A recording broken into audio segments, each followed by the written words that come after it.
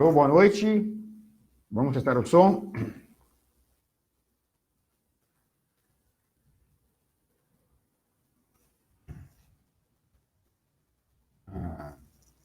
Vai dar apenas alguns segundos. Boa noite a todos.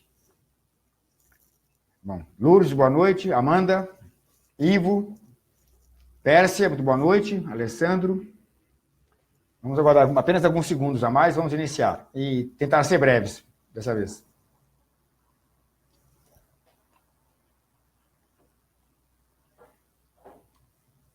Bem, acho que já estamos com um pouco mais de 30 pessoas. Já podemos, de fato...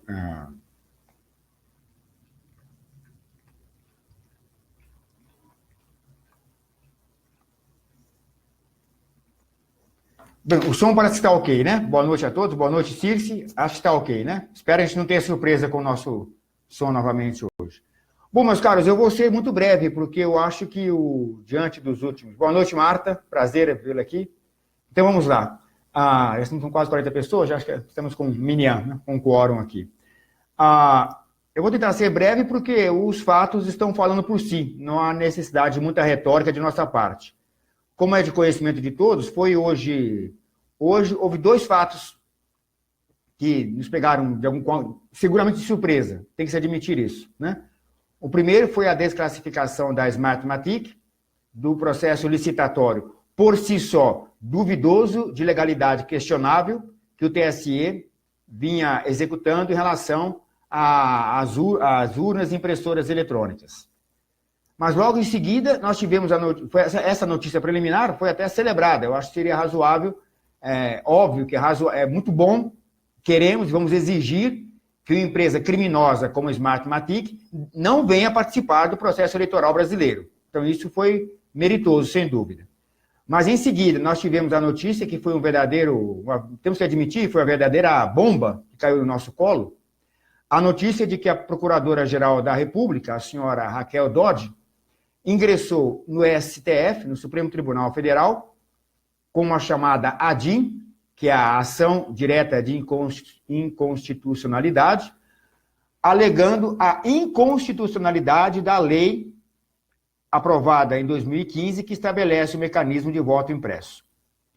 Isso é de uma gravidade ímpar, porque é evidente que, à medida em que avança-se, que se aproxima, ainda com um prazo razoável, mas que está próximo à data das eleições, o que nós estamos observando é uma ação deliberada das instituições de poder, em particular aquelas do poder judiciário, associadas ao poder judiciário e à justiça, que deveriam estar encarregadas de cumprir a lei, de fazer valer a lei. Essas instituições estão dando sinais, não, mais do que sinais, estão deixando muito evidente a sua não disposição de cumprir a lei. Nós já tivemos isso, já estamos falando isso já aqui há algum tempo, tivemos inicialmente esse problema com o próprio TSE, quando ele tomou a iniciativa o Fábio está dando informação aqui relevante, eu vou comentar daqui a pouco. O Fábio Barreiros. Obrigado, Fábio. Quando o próprio TSE tomou a iniciativa de não fazer valer o processo, a lei que estabelece a obrigatoriedade do voto impresso, em primeiro lugar. Então, esse é o primeiro ponto. E nós estamos batendo nessa tecla há muito tempo. Nós temos a obrigação de exigir que a lei do voto impresso, a lei votada no Congresso, seja cumprida no processo eleitoral. E agora nós tivemos essa iniciativa por parte do TSE, por parte da Procuradoria-Geral da República, alegando a inconstitucionalidade da lei. No noticiário que saiu, que nós divulgamos fundamentalmente a mesma informação, a procuradora, ela alega que o mecanismo de impressão, ou seja, o ato de impressão do voto, estaria comprometendo o princípio constitucional do sigilo do voto. Um argumento que, ao meu ver, eu não sou advogado, mas eu conversei, óbvio, com pessoas. O que eu mais faço atualmente é conversar com advogados, além dos ativistas, enfim. Advogados e advogadas. Dizendo que essa afirmação dela não carece de sentido.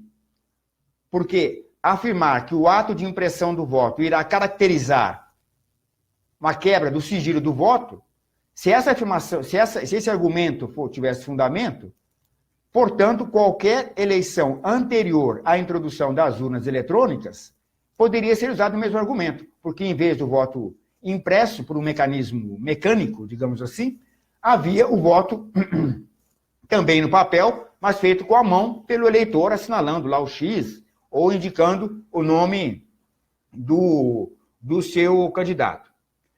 Ou seja, o que está havendo na minha leitura, algumas pessoas podem ter uma leitura diferente disso aqui, é que há uma ação articulada entre, de um lado, o TSE, de um lado, o STF, e de outro lado, agora, a Procuradoria-Geral da República, que não faz mal lembrar, para quem não está familiarizado, a Procuradoria-Geral da República é um órgão que é chefiado, por sua vez, pelos chefes do Ministério Público. O Procurador-Geral da República ele é chefe do Ministério Público Federal. No caso, atualmente, a senhora Raquel Dodge.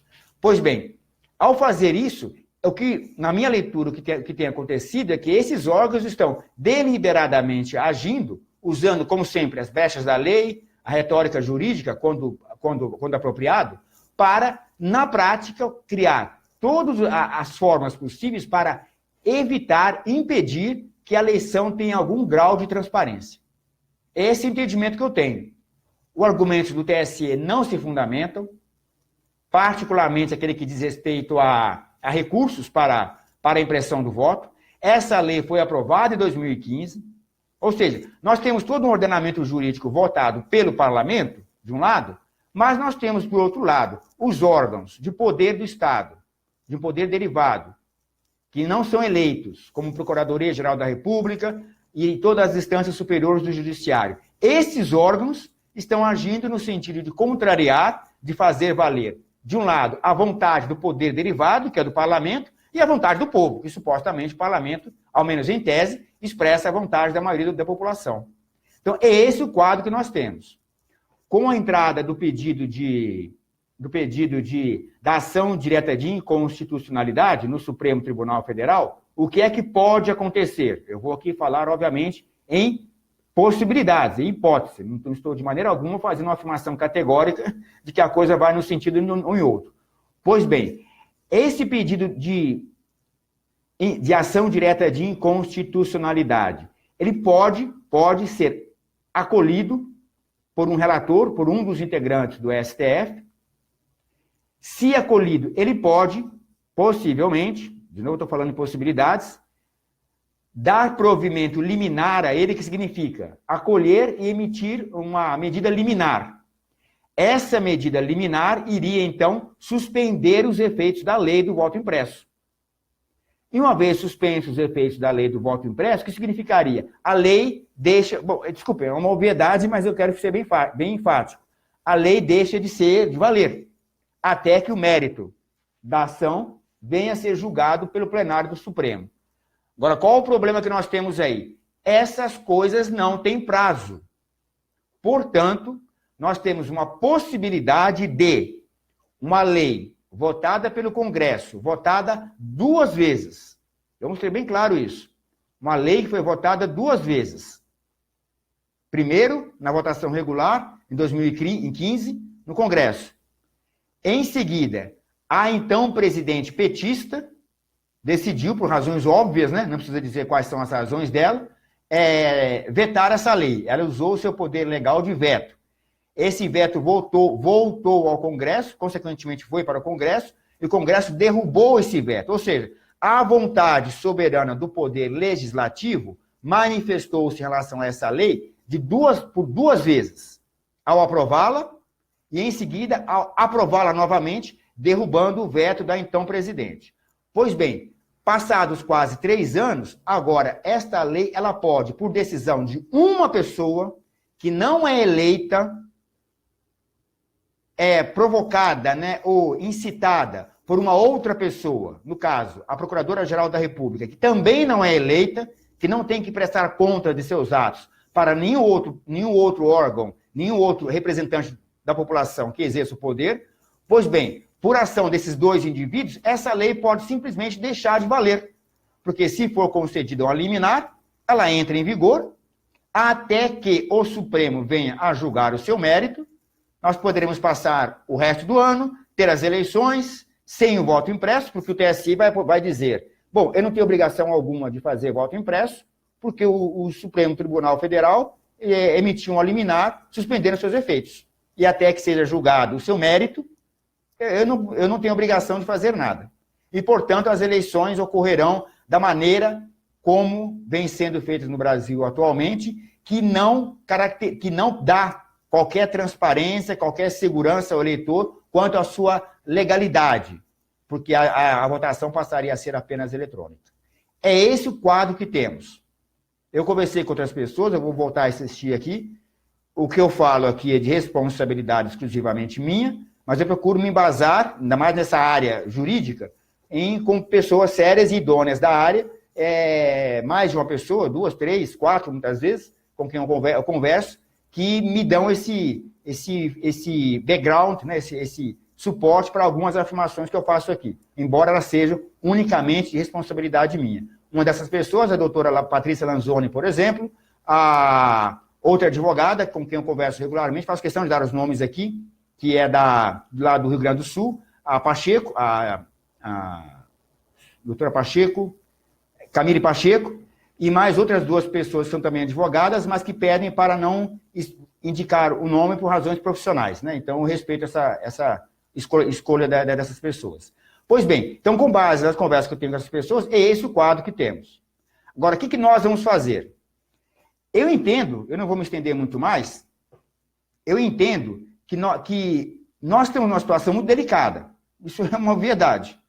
O Brasil vem há anos, o país vem sendo há anos, vivendo aí num ciclo, né, de políticas públicas de esquerda, progressistas, que elas constituem-se a raiz de todas as nossas mazelas, e nós temos uma possibilidade, estou falando ainda apenas de possibilidade, não de uma certeza, de uma possibilidade de romper esse ciclo, nesse ano eleitoral. Porém, o que nós estamos observando é que a ação dos agentes, em especial do poder judiciário, elas estão indo no sentido de não garantir, de não assegurar a transparência e a própria legalidade das eleições. Então, diante disso, eu entendo que a nossa obrigação hoje, da população, do setor organizado, dos movimentos de rua, etc., nós temos que começar agora, imediatamente, aquilo que eu estou chamando de um movimento pela legalidade das eleições. Isso é fundamental. Um movimento que seja de natureza, em primeiro lugar, suprapartidário, sem vínculo com qualquer candidatura, seja ela para presidente, ou para prefeito, ou para vereador. Não é um movimento partidário ou vinculado a projetos de candidatura. Tem que ser iniciativa da sociedade civil. Muita gente não gosta desse tema, eu também tenho minhas reservas com ele, mas eu estou usando-o aqui deliberadamente, porque é um termo, digamos, de uma ampla compreensão das pessoas de modo geral. Mas, de qualquer maneira, nós temos que iniciar um movimento da sociedade civil, um movimento suprapartidário, sem vínculo do movimento com qualquer candidatura, para ir para as ruas num movimento cívico organizado para trabalhar na pauta da legalidade das eleições. E o que seria essa legalidade, a meu ver? Essa legalidade, a meu ver, ela está ancorada em 4 itens fundamentais, que contemplam muitas das coisas que estamos falando aqui de maneira descoordenada. Que eu digo, os ativistas, as pessoas dos diversos grupos, etc., todas estão de maneira legítima e sincera e correta, preocupadas com essa questão, mas eu entendo que essas questões elas podem ser sintetizadas em 4 itens de pauta, que eu acho que nós devemos levar para as ruas. O primeiro item, que nós não podemos, nas eleições desse ano, que nós queremos e vamos exigir que se dê de maneira nos marcos da legalidade, em primeiro lugar, não aceitar nem permitir em hipótese alguma que condenados pela justiça venham a concorrer para qualquer cargo eletivo. Isso tem que ser uma pauta nossa, uma exigência da cidadania. Nós não vamos permitir nem aceitar que haja condenados pela justiça disputando cargo eletivo, não importa qual. Por quê? porque a lei da ficha limpa diz que não pode. Então, o nosso argumento, de novo, está ancorado e amparado na lei. Nós não vamos permitir que pessoas condenadas venham disputar cargo eletivo. Segundo item de pauta, não permitir, em hipótese alguma, que empresas, em particular a própria Smartmatic, ou qualquer outra, que tenha condenações, ou que tenha suspeita, ou que tenha algum vínculo, ou alguma suspeição de participação em processos eleitorais fraudulentos em outros países, venha participar da nossa eleição, porque tem a ver com isso uma questão de soberania. O Brasil não pode, o Brasil é um país importante e grande demais para aceitar que uma empresa estrangeira venha participar do seu processo eleitoral. Nós temos que ir para a rua dizer isso. Não importa se a empresa é venezuelana, se fosse americana, se não importa nesse caso. O que importa é a nossa soberania que está em questão. Ou o brasileiro tem capacidade para ele próprio conduzir, com a sua capacidade e inteligência da população brasileira, um processo eleitoral, ou nós vamos abrir mão de existir como um país soberano. Então, não pode o processo eleitoral brasileiro estar nas mãos, uma parte importante dele, de uma empresa estrangeira. É questão de segurança nacional, é questão de soberania. Nós temos que começar a reverberar essa questão. Em particular, empresas que estejam condenadas, né, que estejam acusadas ou sejam processadas, ou até mesmo condenadas, por fraude eleitoral em outros países, como é o caso da venezuelana Smartmatic. Então, não aceitar essa hipótese. A terceira tem a ver com os fatos de hoje, a questão do voto impresso. Eu volto a insistir, lei do voto impresso, o voto impresso está amparado em dois instrumentos jurídicos, um constitucional e um infraconstitucional. O constitucional é uma PEC, aprovada em 2015. Em seguida, houve uma lei. A lei é clara nos seus detalhes, já falei algumas vezes aqui, acho que as pessoas, de modo geral, têm conhecimento. Não há necessidade de repetir, mas falando sinteticamente. A lei estabelece que, em todas as urnas eleitorais, haverá, ainda que havendo o mecanismo de voto eletrônico, essa urna eletrônica, esse dispositivo eletrônico, deverá estar acompanhado de uma impressora que irá imprimir o voto e, após o eleitor conferir o voto impresso sem contato manual, isso é importante, porque a lei estabelece claramente isso, que não há possibilidade do eleitor ter contato manual com o voto impresso. Após ele conferir aquela impressão, ele irá, então, confirmar o voto, e aquele voto será descartado será recolhido pelo mecanismo de impressão e depositado numa urna lacrada. A lei é límpida, é clara. Não há, no mecanismo da lei, nada que permita concluir que o princípio fundamental que tem que ser respeitado do sigilo do voto vai estar comprometido. A alegação feita pela senhora Raquel Dodge não tem fundamento. Porque se for para falar em riscos de ferir o princípio constitucional do sigilo do voto, a própria votação eletrônica, ela é em si mesma um mecanismo que pode comprometer o sigilo, como já foi evidenciado por vários estudos independentes apresentados aqui no Brasil ao longo dos últimos 2, 3 anos, por especialistas da área.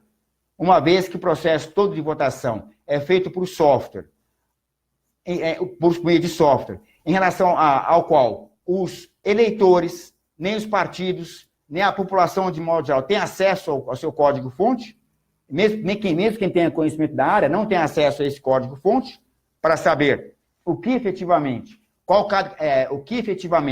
cada etapa do programa está fazendo, nada impede, é razoável que possamos levantar a suspeição de que nesse código-fonte, para quem não está familiarizado, código-fonte é o conjunto de instruções de um programa de computador. Enfim, nada nos impede de nós conjecturarmos que nesse código-fonte haja um conjunto de instruções que possibilite, sim, aquele programa identificar, associar um voto com o eleitor.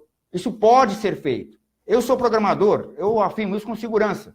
Outras pessoas da área, até seguramente com mais expertise que eu nesse caso, já afirmaram isso. Você pode criar um software de votação eleitoral que vai permitir identificar claramente como cada eleitor votou. Então, se a doutora Raquel Dodge está preocupada com a questão do sigilo do voto, ela deveria, então, ter se manifestado antes contra o próprio princípio da votação eletrônica e fazer valer a votação de papel em lona, que é a mais segura que existe. Você percebe? O argumento que ela utiliza é cínico, para dizer o mesmo.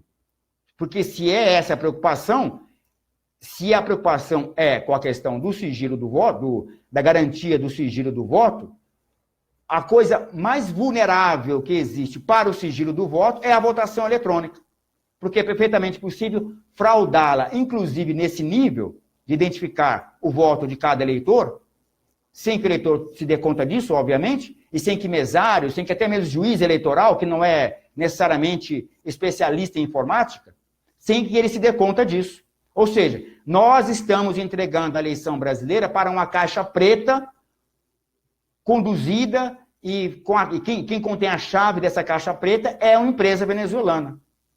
Então vocês percebam, é a soberania brasileira que está em questão. Tanto quanto a vontade popular, de ser expressa por meio das urnas, é a soberania brasileira que está em questão. Então, um terceiro item da nossa, disso que estou chamando, de movimento pela legalidade das eleições, é, ainda que esse dispositivo eletrônico esteja prevalecendo, porque a lei assim o determina, eu particularmente sou contra, ele não devia existir, a voto devia ser no papel, pura e simplesmente, enfim, mas ainda que ele prevaleça, a lei é clara ao exigir o mecanismo de pressão, e a lei tem que ser cumprida. Agora, tem um detalhe importante. Existe uma resolução do próprio TSE, como já observou muito bem o doutor Korontai, do grupo do qual faço parte, chamado Convergências, que é um grupo de ativistas, né? Enfim, Tomás Korontai, doutor Tomás Korontai já observou, ou que é advogado também, observou que existe resolução do próprio TSE dizendo que nos locais onde, por razões, motivo de força maior, vamos usar uma expressão aqui genérica, o dispositivo eletrônico não esteja disponível, né, ou esteja impossibilitado de funcionar, porque faltou energia, porque quebrou, que o seja, é preciso disponibilizar cédula de papel e urna de lona. Portanto, essa resolução nos dá margem para exigir do TSE a mesma coisa para todas as sessões. Onde a urna não estiver acompanhada do mecanismo de pressão, de impressão, por uma razão, digamos, de força maior, o eleitor vai ter o direito de exigir, não de deixar de votar, de maneira alguma.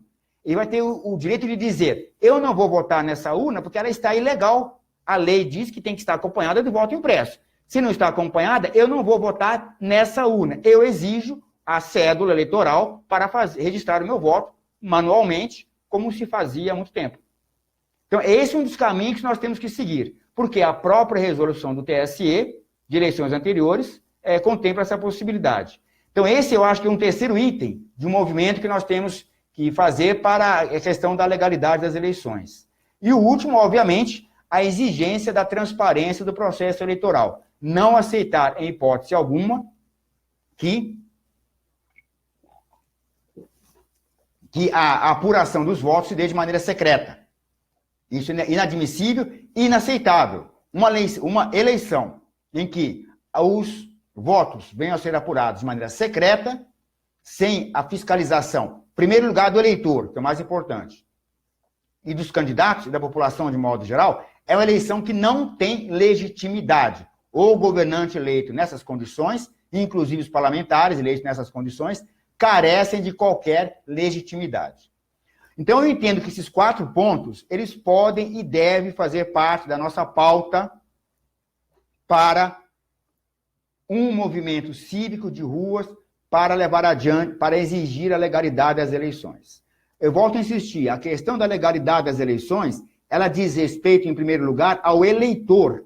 O interesse da legalidade é nosso que eu digo é meu, e da maioria das pessoas que está aqui nos assistindo, porque eu não sou candidato, nem serei, e creio que a maioria aqui também não será, né? Embora, obviamente, haverá candidatos, eu vou ter minhas escolhas, cada um vai fazer as suas escolhas aqui, mas o interesse é fundamentalmente do eleitor, porque não importa em quem ele vai votar, importa ele ter a garantia de que a sua vontade vai ser assegurada. Então, quero, para encerrar essa parte aqui, fazer um apelo aqui aos movimentos de rua os que eu conheço, pelo menos, aqui em São Paulo, e óbvio, tem outros estados, enfim.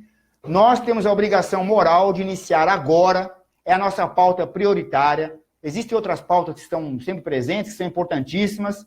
Nós, do Crítica, apoiamos todas essas pautas que se identificam com a nossa linha editorial, evidentemente, mas, a despeito da importância de várias pautas, eu entendo que agora a pauta prioritária é a organização de um movimento cívico pela legalidade das eleições. Um movimento suprapartidário, sem vínculo com candidaturas. Então, eu quero fazer aqui um apelo, quero tomar a liberdade aqui de fazer um apelo aos grupos de movimentos que eu conheço, que tem pessoas dignas, decentes e que estão seguramente procurando o melhor para o país. Eu quero falar aqui do movimento liberal Acorda Brasil, quero falar do Avança, quero falar do Direita São Paulo, do São Paulo Conservador, do Juntos pelo Brasil, do Movimento Amor pelo Brasil, dos ativistas independentes, que sempre estão fazendo ações aí muito importantes de vulto, como o Pichuleco recentemente. Nós temos que, agora, próximos dias, sentar, deixar de lado o ego, deixar de lado o protagonismo, sentar e decidir como vamos fazer ações articuladas a partir de agora para começar aqui na capital de São Paulo e, obviamente, em outros lugares do país. Eu falo que aqui de São Paulo, que eu moro e vivo, enfim, para começar a levar para a rua um movimento de peso, de vulto, para exigir a legalidade das eleições. Não há outra pauta a fazer agora. Esse movimento tem que ter uma vertente de rua, sem dúvida, tem que ter, como já está havendo, ações de natureza na esfera judicial, como recentemente iniciativas do Movimento Convergências e outras iniciativas individuais ou de grupos de pessoas, de ações na esfera jurídica, para tentar reverter esse quadro. Elas são extremamente importantes, mas nós temos que combinar isso com ações de rua, de pressão política das ruas. Porque sem pressão política das ruas, essas instituições que estão sabotando a democracia brasileira, e quem está sabotando a democracia brasileira, o que resta dela, é o Poder Judiciário na figura do TSE, do Supremo Tribunal Federal e de parcela expressiva do Ministério Público Federal. Agora, na figura da sua chefe, a senhora Raquel Dodge. Essas pessoas estão sabotando a nossa democracia. Então, nós temos que partir para um movimento de rua, pacífico, ordeiro e democrático, para mandar um recado para esses indivíduos que compõem essas instituições. Que nós não vamos aceitar isso. Que nós não podemos permitir que seja sequestrado, que não seja subtraído um dos princípios fundamentais da democracia, que é o direito do cidadão votar e ter a segurança de que o seu voto será aquele computado tal como foi a sua vontade, para que, ao final da apuração, que seja transparente e pública, prevaleça a vontade da maioria. Isso é um princípio elementar de democracia. Nem mesmo esse princípio elementar nós estamos conseguindo assegurar aqui no Brasil, porque desde quando se começou esse processo miserável de introdução de tecnologias nas eleições, por meio de propaganda enganosa e mentirosa, o que tem acontecido na prática? As eleições estão se tornando uma caixa preta, perdendo em confiabilidade, caindo no descrédito junto à população, porque é isso que a esquerda, que os detentores do poder quer. Quer que as pessoas caiam no descrédito, que deixem de votar, que passem a não mais acreditar no processo eleitoral, para que apenas os donos desse poder, em particular os esquerdistas, os comunistas, os globalistas, apenas eles e a sua base vão lá e votem e assegurem a permanência do poder daquele que eles querem. É esse o quadro que nós temos na minha avaliação.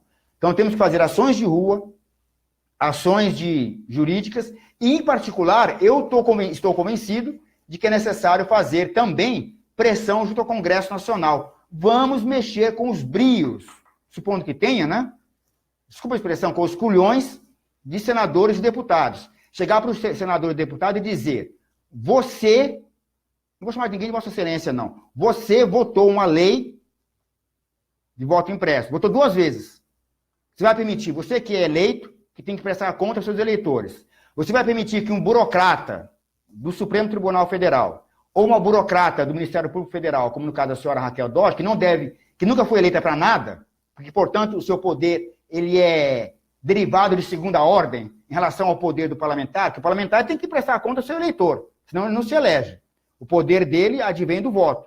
E o poder dos membros do Supremo Tribunal Federal advém de onde?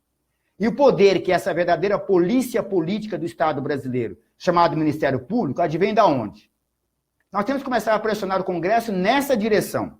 Fazer com que ele, com todas as suas deficiências, que nós sabemos, que são enormes, mas fazer com que aquela casa legislativa, ela venha mostrar para os demais poderes que ela, depois do povo, que quem detém o poder fundamental é o povo, mas que depois do povo é ela quem detém o poder de fato. O Congresso pode muito bem votar, por exemplo, um decreto legislativo mandando o Ministério Público calar a boca, que dizer que as eleições serão feitas da maneira tal que o Congresso decidiu em 2015. Temos que exigir isso dos parlamentares, porque os parlamentares que estão aqui hoje, em 2018, são os mesmos que votaram essa lei em 2015. Eles vão enfiar o rabo entre as pernas e baixar as orelhas e aceitar que 2 burocratas do Poder Judiciário venham anular suas decisões?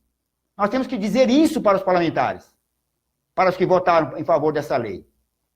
Então, nós temos que usar, inclusive, isso, de dizer claramente que, em primeiro lugar, poder emana do povo, está na nossa Constituição. Depois do povo, quem tem o poder derivado legítimo é o parlamento, porque os membros do parlamento são eleitos diretamente pelo povo. E aquele que o povo tem até o poder, em princípio, em tese, nós temos até capacidade de retirar o poder, né, do membro do legislativo a cada eleição, não votando mais nele, quando achamos que que não está exercendo a sua função de acordo. Agora, e o judiciário? E o Ministério Público? Ninguém vota para procurador, ninguém vota para juiz. Então, eles podem ter mais poder do que aqueles que são eleitos? Não podem. Então, nós temos que pressionar o Congresso Nacional também. Exigir do Congresso Nacional, não é pedir nada, exigir que ele, na condição de representante legítimo, único representante legítimo do povo, que não é o Ministério Público nem é o Judiciário, é o Congresso, fazer com que o Congresso faça valer aquilo que ele próprio decidiu. Senão, ele vai estar abdicando da procuração que nós, eleitores, demos a eles para exercer o poder em nosso nome. Então, nós temos que levar esse discurso para o Congresso, temos que levar para as ruas e começar a organizar, nos próximos dias, com o máximo de urgência, um movimento de peso, de volume, para darmos início a uma tentativa, que é fundamental, de garantir que as eleições brasileiras ocorram dentro da legalidade. Porque hoje nós estamos assistindo por ações, por meio de ações do TSE, do Supremo Tribunal Federal e agora da Polícia Política do Estado brasileiro, também conhecido como Ministério Público, que exerce a chefia da Procuradoria-Geral da República, eles estão levando a eleição para o campo da ilegalidade e da deslegitimidade por meio de iniciativas como essa. E isso nós não vamos poder aceitar. Então é isso, eu queria encerrar por aqui. Se alguém quiser fazer alguma questão, embora elas sejam aqui meio... Deixa eu ver. Parou. Não, eu vou encerrar aqui então. Então é isso, é fazer o convite. Alguém falou? Tá aqui, ok. Sobre... Peraí. Som ok? Ok.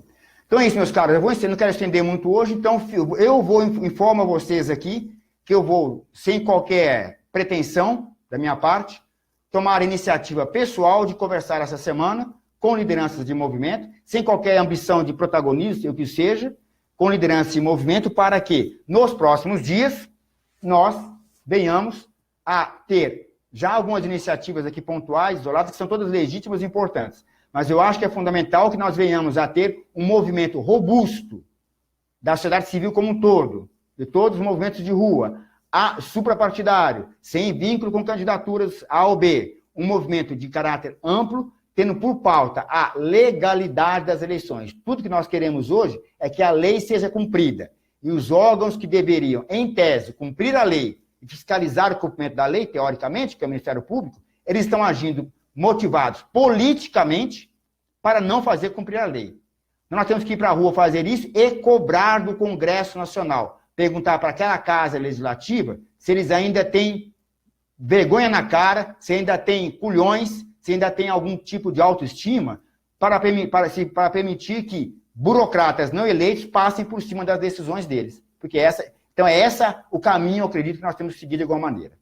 Então é isso, já estamos com meia hora, eu não vou me estender muito como prometido. Eu quero mais uma vez agradecer às pessoas que nos acompanharam aqui e encerrar por aqui, então. Muito obrigado.